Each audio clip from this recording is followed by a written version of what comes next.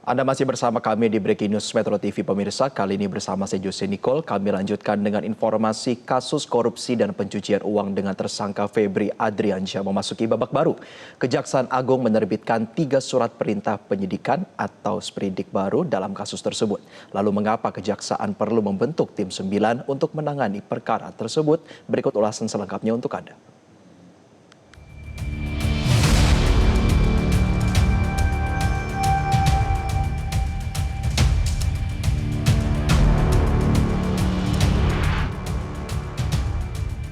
Hari Selasa 14 Juli 2026, personil penyidik gabungan Kortas Tipikor Polri dan Ditreskrimsus Polda Metro Jaya mendatangi Gedung Bundar Kejagung. Rombongan penyidik tiba di lokasi sekitar pukul 13.10 hingga 13.18 waktu Indonesia Barat dengan menaiki minibus berwarna putih. Penyidik membawa sebuah koper besar berwarna merah muda yang diberi label tulisan BAP dan Mindik LP01 dan LP02. Rangkaian penyerahan bukti ini berlanjut hingga hari berikutnya pada Rabu 15 Juli 2026, di mana penyidik kembali datang membawa 3 box kontainer plastik berisi barang bukti tambahan. Kepala Pusat Penerangan Hukum Kapus Penkum Kejagung Anang Supriyatna mengkonfirmasi bahwa kedatangan tim kepolisian tersebut bertujuan untuk melakukan penyerahan dokumen administrasi penyidikan dan berita acara pemeriksaan atau BAP terkait pelimpahan penanganan kasus dugaan korupsi serta TPPU tersangka Febri Adriansyah. Menindaklanjuti penanganan kasus korupsi dan TPPU Febri Adriansyah, Kejaksaan Agung membentuk tim penyidik khusus yang dinamakan Tim 9. Beranggotakan 9 jaksa senior, sebagian besar merupakan jaksa yang pernah bertugas di Komisi Pemberantasan Korupsi atau KPK. Inilah yang saya bilang, ini dalam sprindik baru, kami terbitkan makanya sprindik yang sifatnya khusus, kita bentuk tim khusus. Ini terdiri dari 9 orang. Yang jelas sebagian besar penyidik-penyidik ini yang berasal mantan alumni KPK. Jaksa-jaksa yang pernah bertugas di KPK. Kurang lebih 9 orang. Di antaranya ada Saudara Priyono, ada Saudara Katarina Girsang, ya. Ada Jata Dungalo, deh. Pembentukan Tim 9 dilakukan bersamaan dengan diterbitkannya Surat Perintah Penyidikan atau Sprindik baru untuk pengembangan perkara. Menurut Kapus Penkum Kejagung Anang Supriyatna, komposisi tim dipilih berdasarkan pengalaman para penyidik dalam menangani perkara tindak pidana korupsi.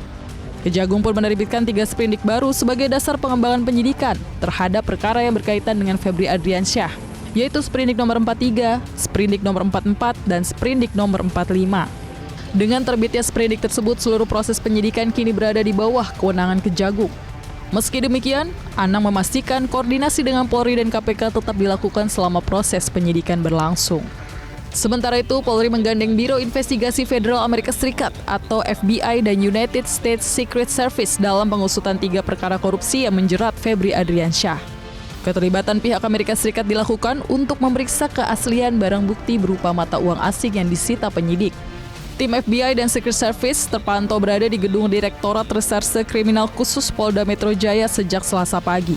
Mereka melakukan pemeriksaan terhadap barang bukti dolar Amerika Serikat yang diamankan dalam rangkaian penyidikan.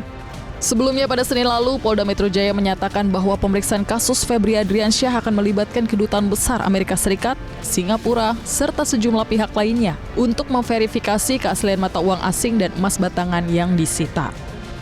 Ada uang USD, SGD, rupiah, termasuk emas batangan. Jadi nanti akan dilakukan uji terkait tentang Singapura dolar, US dollar dari FBI dan Kedutaan Amerika, termasuk dari Kedutaan Singapura dan Bank Indonesia. Kami akan sampaikan pada teman-teman sekalian secara berkala. Tadi dari teman kita dari Pegadaian Pusat sudah menyampaikan, nanti hasilnya dari 74 lempeng ini akan disampaikan hasilnya kepada teman-teman sekalian. Perjalanan kasus yang menjerat Febri Adriansyah berlangsung sangat cepat dan dinamis dalam kurun waktu Juli 2026.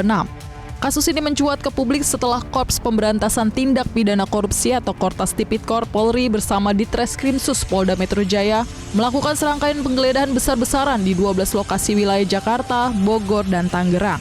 Operasi senyap kepolisian ini menyasar kediaman pribadi, safe house, hingga bisnis yang terafiliasi dengan Febri.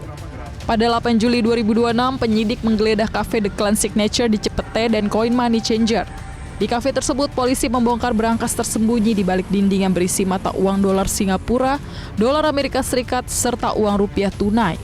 Polisi juga melakukan penggeledahan di sebuah rumah di Sentul, Bogor, Jawa Barat. Di lokasi ini, penyidik menyita 74 kg emas batangan murni, beserta uang tunai asing dalam jumlah sangat besar. Total nilai sitaan dari seluruh lokasi diperkirakan mencapai 540 miliar rupiah.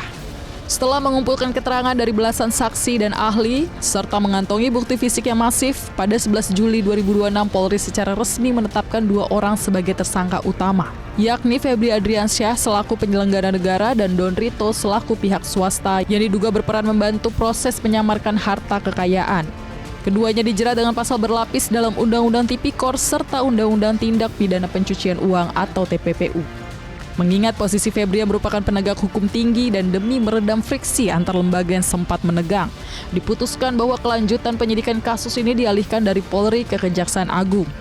Pada saat yang sama, pihak imigrasi menerbitkan surat pencegahan ke luar negeri terhadap Febri Adriansyah dan Don Rito atas permintaan kepolisian agar keduanya tidak melarikan diri. Menindaklanjuti penanganan kasus tersebut, Kejaksaan Agung membentuk tim penyidik khusus yang dinamakan Tim 9. Praktis saat ini nasib Febri Adriansyah ada di tangan Tim 9.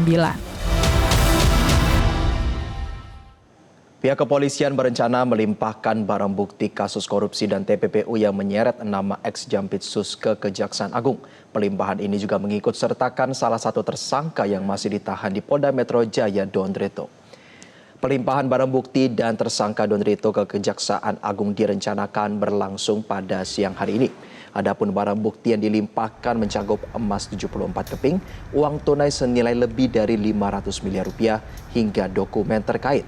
Dari pantauan tim liputan Metro TV, persiapan jelang pelimpahan sudah terlihat di Direktorat Tahanan dan Barang Bukti Polda Metro Jaya. Puluhan anggota Satuan Brimob sudah berjaga dengan membawa persenjataan lengkap, kemudian mobil taktis dan mobil tahanan juga telah disiapkan untuk mengawal proses pelimpahan ke Kejaksaan Agung. Proses pelimpahan barang bukti dan tersangka kasus dugaan korupsi dan TPPU dalam penanganan kasus korupsi di 3 perusahaan plat merah menindaklanjuti kesepakatan pelimpahan administrasi perkara dari pihak kepolisian kepada Kejaksaan Agung, sehingga seluruh proses penyidikan akan dilakukan pendalaman oleh Kejaksaan Agung.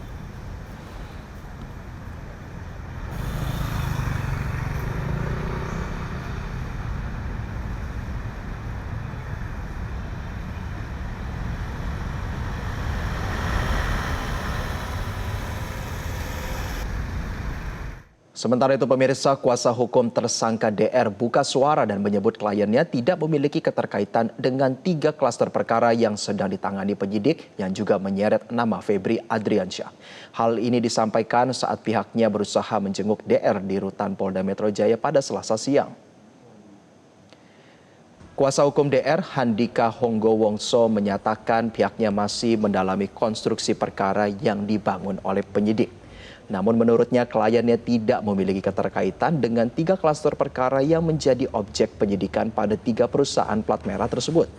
Handika juga menyebut berdasarkan keterangan kliennya, DR tidak mengenal maupun memiliki hubungan dengan pihak-pihak yang terkait dalam ketiga klaster tersebut. Oleh karena itu, pihaknya menilai barang bukti uang tunai yang disita penyidik tidak memiliki relevansi dengan perkara yang disangkakan.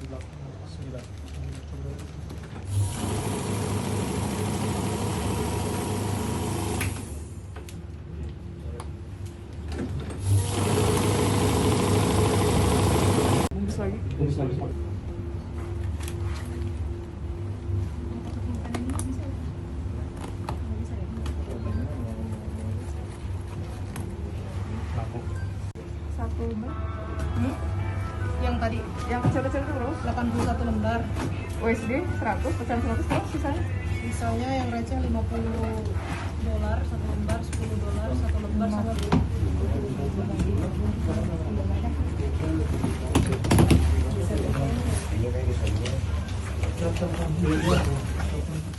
coba konstruksikan apakah uang yang ditemukan di kafe The Clan, kemudian di rumah dan di tempat money changer itu apakah ada relevansi dengan perkara yang disangkakan. Nah, kalau semua perkara itu dihubungkan dengan uang yang ditemukan oleh rekan-rekan penyidik dari Kortas dan Polda, apakah uang itu berhubungan dengan perkara itu? Kami jawab tidak ada hubungan. Secara hukum pembuktian itu pasti tertolak. Pasti tertolak itu.